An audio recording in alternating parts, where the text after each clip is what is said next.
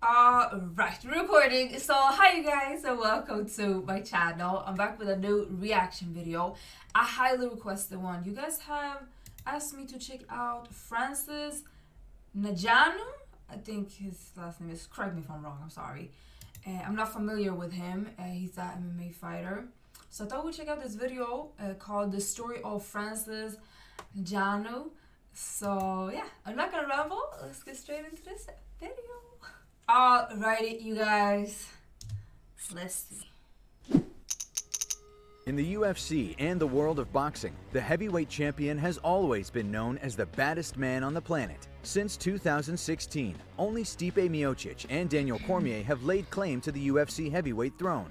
And while they could claim the moniker of the baddest man on the planet, one man disputes this. Despite failing to claim the heavyweight title as of yet, Francis Ngannou has a strong chance of solidifying his spot as the most dangerous man on the planet in the years to come. Without a doubt, the single most devastating puncher the UFC has ever seen, Ngannou's arrival in the UFC was like a bomb waiting to go off. This is the story of Francis the Predator Ngannou. For a professional MMA fighter, Ngannou started training at a very late age, but his success is no surprise when looking at his background. Born and raised in Badi, Cameroon, Ngannou grew up in very poor conditions. With very little formal education, Ngannou started work at the age of 12. The area of Cameroon that he was born in was known for its sand quarries, and this is where he worked to help support his family. On top of doing physical labor from a young age, Francis's father was a well-known street fighter in the area, and he used this as motivation. Avoiding routes that would lead to joining gangs, Francis vowed to do something positive with his life and started training in boxing at the age of 22. After helping to support his family by taking any jobs available, Ngannou decided to move to France at the age of 26 to try and pursue his boxing dream.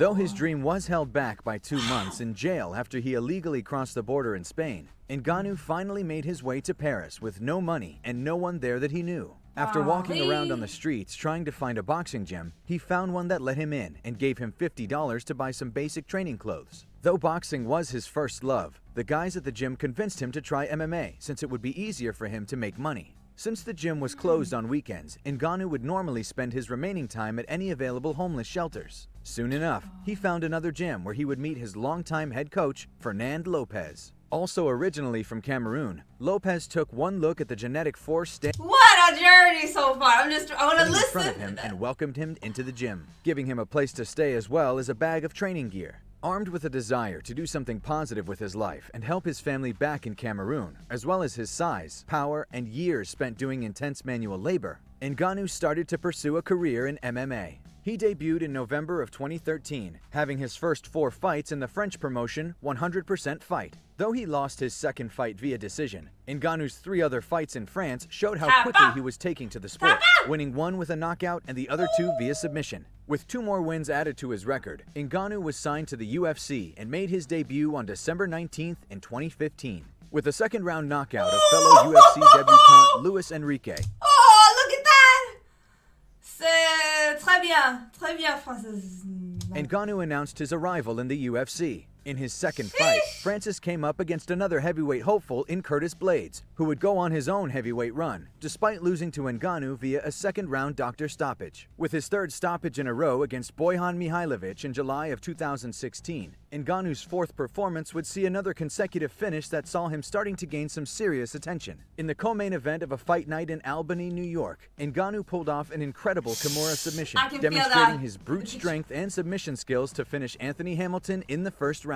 With such an impressive showing in quick fashion, Ngannou got another fight just 2 months later in January of 2017, in what would prove to be his breakthrough year. With a big name finally standing across the octagon from him, Ngannou blitzed right past former champion Andrei Arlovski, stopping him in a minute and a half with another glimpse of his superhuman power. With 5 UFC wins all ending in a finish, the UFC was ready to give the Predator a huge step up in competition. Realizing his clear potential, Ngannou was scheduled to face another former champion in Junior Dos Santos at UFC 215. Unfortunately, the fight fell through the first time around. Instead, Ngannou would have to wait until December for his next fight, but the time spent waiting was more than worth it for the payoff. Coming up against a legend of the sport, it's a huge understatement to say that Alistair Overeem was a step up in competition for Ngannou. Despite the massive jump, Francis rose to the occasion and produced his best performance yet at UFC 218.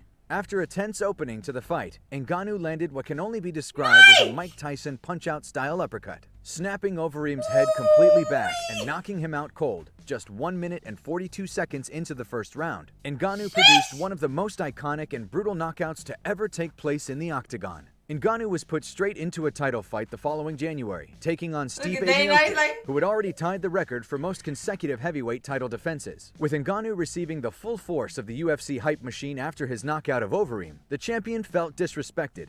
This showed in the build-up and in the fight, with Miocic feeling like he was expected to lose. Despite taking some huge punches that would have left most men drooling on the canvas, Miocic weathered a storm and used his fight IQ to expose the chinks in Ngannou's armor. With his wrestling ability and cardio untested, Miocic's toughness allowed him to close the distance and drag the challenger into the later rounds, grinding out a unanimous and dominant decision victory. After a significant halt to Ngannou's momentum, the next fight of his career would be an incredibly strange blip.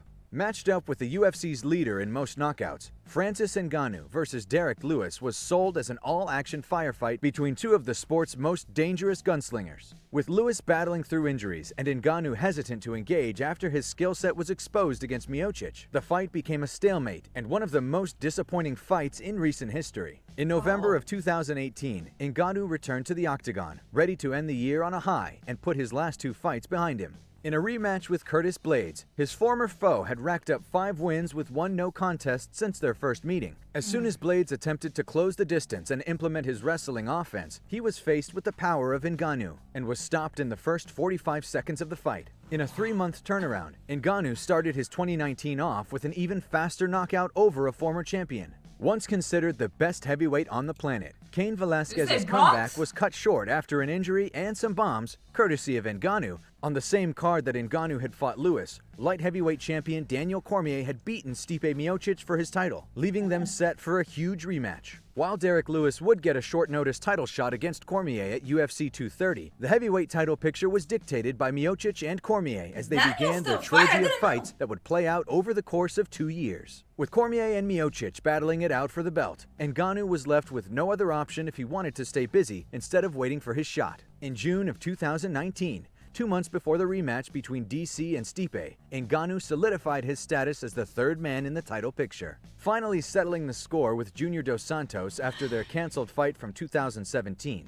Ngannou once again made short work of his opponent as he embarked on his second reign of terror in the division. Stopping JDS in 1 minute and 11 seconds, Ngannou was still left frozen out of the title picture, as with Miocic winning his belt back, a trilogy fight was bound to happen. Once again, Ngannou looked to prove himself as the one and only contender once it became clear that he wasn't next in line for the title. After the COVID-19 pandemic had stopped all sport from happening in early 2020, the UFC resumed with UFC 249 at the end of March. With most other major sports yet to find a way to continue through the pandemic, all eyes were on the UFC, and once again, Francis rose to the occasion. Matched with the newest wrecking machine to make a statement in the division, Ngannou once again defended his place as the division's most dangerous man. Stopping Jairzinho Rozenstruik with a vicious volley of punches, Ngannou reminded Dana White, the fans, and the rest of the division just what was waiting for the winner of the third bout between Cormier and Miocic. With Miocic emerging out of the trilogy as the victor after getting revenge on Daniel Cormier in his last 2 meetings, talks immediately began to circulate about when Francis would finally get his second shot at the title.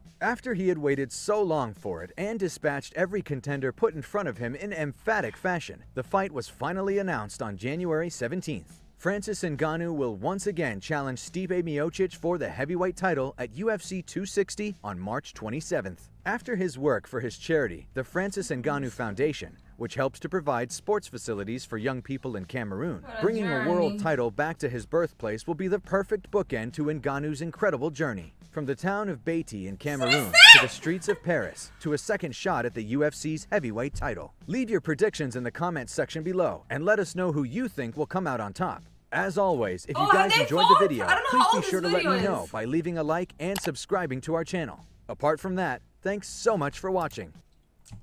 Sheesh! What a story. I love it. Francis, I'm a fan just by watching this one.